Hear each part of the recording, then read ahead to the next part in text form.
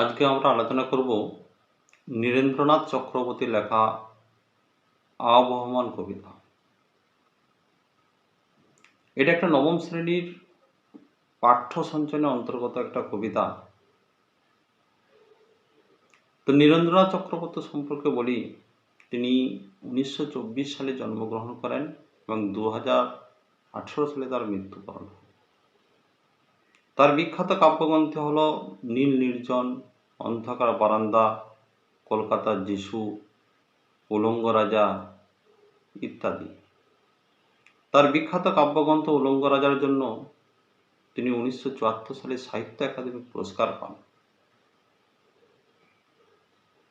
আর আমাদের যে আলোচ্য কবিতা আবহমান, এটা তার অন্ধকার বারান্দা নামক কাব্যগ্রন্থ থেকে নেওয়া হয়েছে, যেটা 1961 সালে প্রকাশিত হয় এবং ওই কাব্যগ্রন্থের এটা একটা 30 সংখ্যক কবিতা। তো কবিতাটা আলোচনা করব তার আগে আমাদেরকে জানতে হবে যে আবহমান শব্দের অর্থ কি। আবহমান শব্দের অর্থ হচ্ছে যেটা চিরকাল ধরে চলে আসছে, অতীত থেকে বর্তমান যেটা এখনো চলে আসছে, বা ক্রমাগত বহমান, চিরন্তন ইত্যাদি, এইসব অর্থে আমরা এই আবহমান শব্দটিকে ব্যবহার করতে পারি। আর এই আবহমান শব্দের ব্যুৎপত্তিগত একটা অর্থ আছে।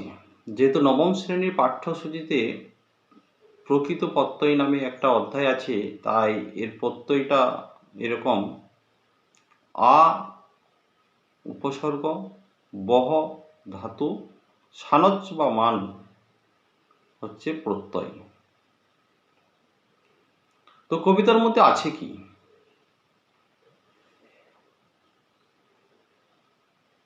প্রাথমিক যে অর্থ,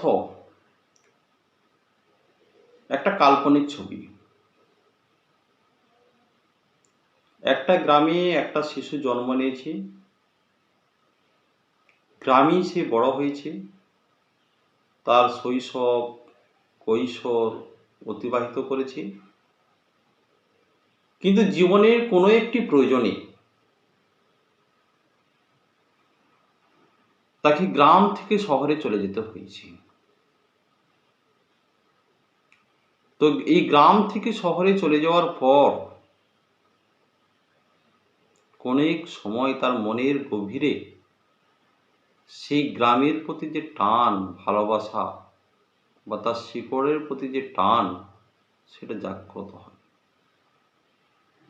এরকমভাবে কোনো ব্যক্তি, মানুষ বা জাতীয় জীবন, কোনো মানুষ যখন শহরে চলে যায় বা ভিন দেশে চলে যায়, কিন্তু তার চেতনার স্তরে বা মনের গভীরে সেই শিকড়ের প্রতি টানটা রয়েই যায়। তাই কবি এই কবিতার মধ্য দিয়ে তাকে গ্রামে তার শিকড়ের টানে ফিরে আসার জন্য আহ্বান করেছে। কবি শুধু ভৌগোলিকভাবে তাকে গ্রামে ফিরে আসতে বলেননি, তাকে সশরীরে শুধু গ্রামে ফিরে আসার কথা তিনি এখানে বলেননি, তার চেতনার স্তরে গ্রামকে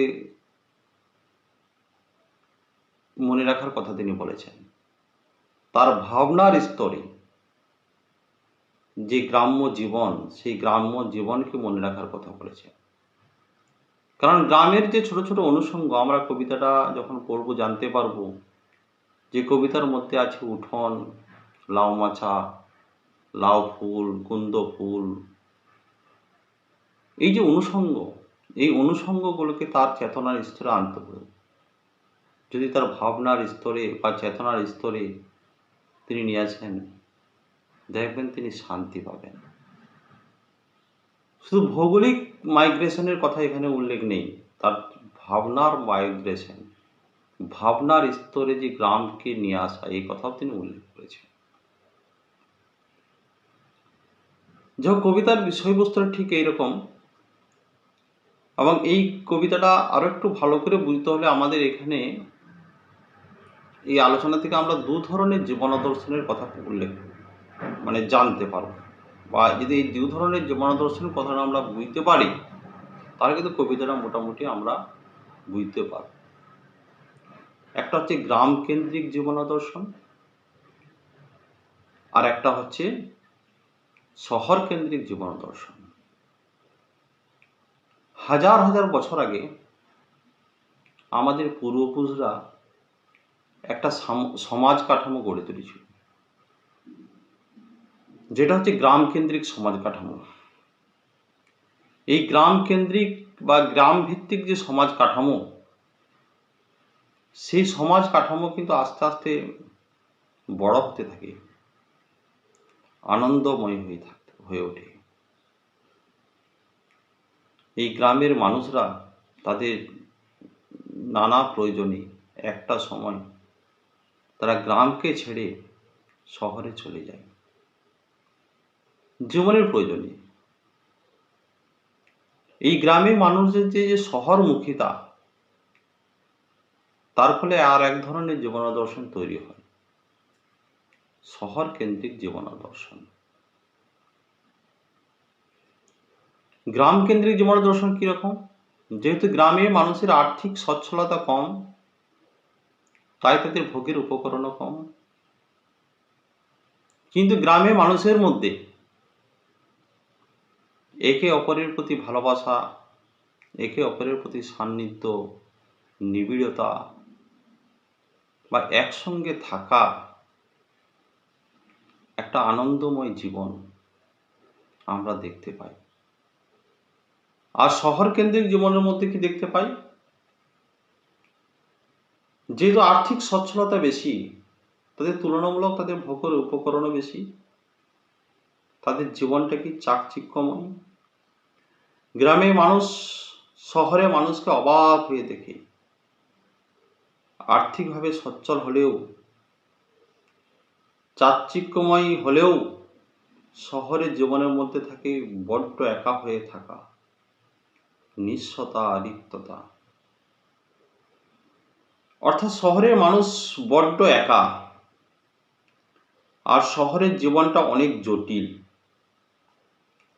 আর এই জটিলতা, একাকিত্ব, রিক্ততা, নিঃস্বতা থেকে নিজেকে চোখ ফেরানোর জন্য বা নিজের যন্ত্রণা থেকে রেহাই পাওয়ার জন্য তারা চাকচিক্যভাবে থাকার চেষ্টা করে। তাহলে আমরা কি বুঝতে পারলাম? শহরের জীবন খুব কষ্টদায়ক, বেদনাদায়ক, জটিল এবং ক্লান্তিকর। আর গ্রাম্য জীবন সহজ, সরল, সুখ দুঃখ এবং প্রত্যেকের সঙ্গে হৃদ্যতা, সান্নিধ্য, সুসম্পর্ক বর্তমান। কবিতায় বলতে চেয়েছেন, তুমি কি সেই সুখটা অনুভব করতে চাও? শহরের জীবনের যে ক্লান্তিকর অনুভূতি, কষ্ট, তা থেকে তুমি কি মুক্তি পেতে চাও? যদি তুমি মুক্তি পেতে চাও, তাহলে তুমি আবার সেই গ্রাম্য জীবনে ফিরে এসো। গ্রাম কেন্দ্রিক যে জীবনাদর্শন, সেই জীবনাদর্শনটাকে তুমি উপভোগ করার চেষ্টা করো।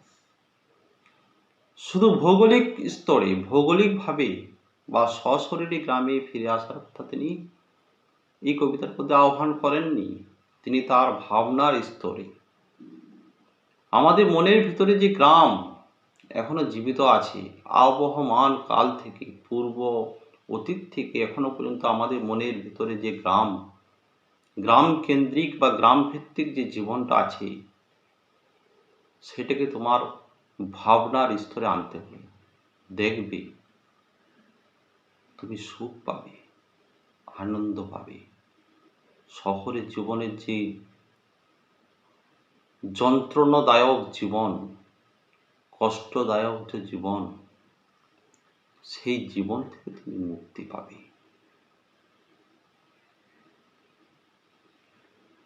যা হোক, এবারে আমরা লাইন ধরে ধরে এই কবিতাটি আলোচনা করব।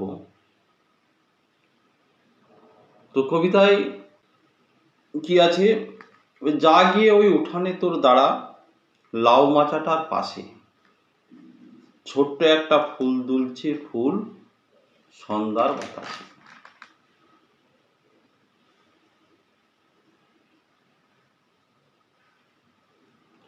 এখানে কয়েকটা ছবি, উঠোন, লাউ মাচা, ফুল তুলছে। এই তিনটে ছবি দ্বারা কবি একটা সামগ্রিক চিত্রকল্প তুলে ধরেছেন। সেটা কি? একটি গ্রাম বাংলার যে বাড়ি, সেই বাড়িটার ছবি এখানে তিনি তুলে ধরেছেন। গ্রামের বাড়ি মানে এক চিলতে উঠোন, উঠোনের পাশে শাকসবজি গাছ, যেমন লাউ মাচা, আর লাউ মাচাতে সেই ফুল দুলছে, ফুল, সাদা ফুল। এই ছবির মাধ্যমে গ্রাম বাংলার ছবি ফুটে উঠেছে। কবি বলতে চাইছেন, সেই গ্রামে তুমি ফিরে যাও। গ্রামে যে নিজের জগৎ, সেই জগতে তুমি ফিরে যাও। যা গিয়ে ওই উঠানে তোর দাঁড়া। প্রশ্ন হতে পারে কবি কাকে এই কথাটা বলেছেন এবং উঠোন বলতে কি বোঝাতে চেয়েছেন। প্রশ্ন হতে পারে কাকে কবি উঠোনে দাঁড়াতে বলেছেন এবং উঠোন বলতে কবি কি বোঝাতে চেয়েছেন।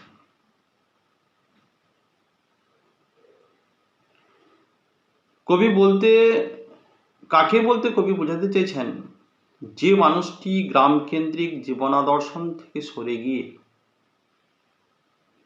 শহর কেন্দ্রিক জীবনাদর্শন দ্বারা আচ্ছন্ন হয়ে পড়েছেন। শহরের জীবনের যে ক্লান্তি, যন্ত্রণা, কষ্ট, এগুলির দ্বারা ক্ষতবিক্ষত, যার ভিতরে গ্রামের প্রতি আকুলতা আছে, সেই মানুষটাকে এখানে ইঙ্গিত করতে চাইছেন। তাকে উঠোনে দাঁড়াতে বলেছেন। কোন উঠোন? গ্রামের উঠোন। শুধু ভৌগোলিকভাবে গ্রামে উঠোন নয়, কবি আসলে আমার মনের ভিতরে যে গ্রামের উঠোন স্বরূপ যে আশ্রয়ভূমি,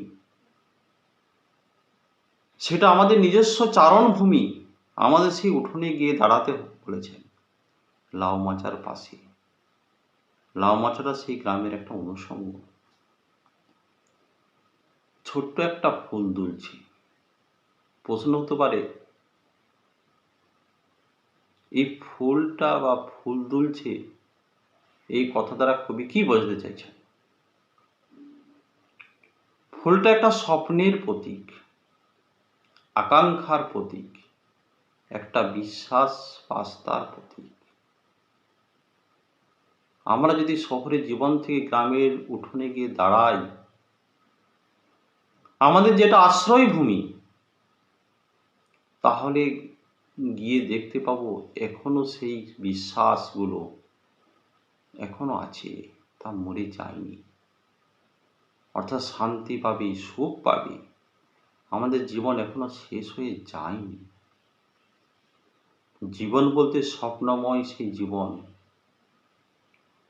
যে জীবনটা এখনো শেষ হয়ে যায়নি, অর্থাৎ সুখ, স্বপ্ন, বিশ্বাস, আস্থার প্রতীক স্বরূপ যে ফুল, সেই ফুলটা এখনো দুলছে, ঝরে যায়নি। আজকে এতটুকু। এর পরের অধ্যায়ে পরের পর্বে আমরা বাকি কবিতাটা আলোচনা করব। তো প্রাথমিক যে কবিতাটা আলোচনা, এই প্রাথমিক আলোচনাটা যদি আমি ভালোভাবে বুঝতে পারি, তাহলে পরের অংশগুলো বুঝতে আমার কোনো অসুবিধা হবে না। পরের পর্বে আমি বাকি অংশের আলোচনা করবো। আজ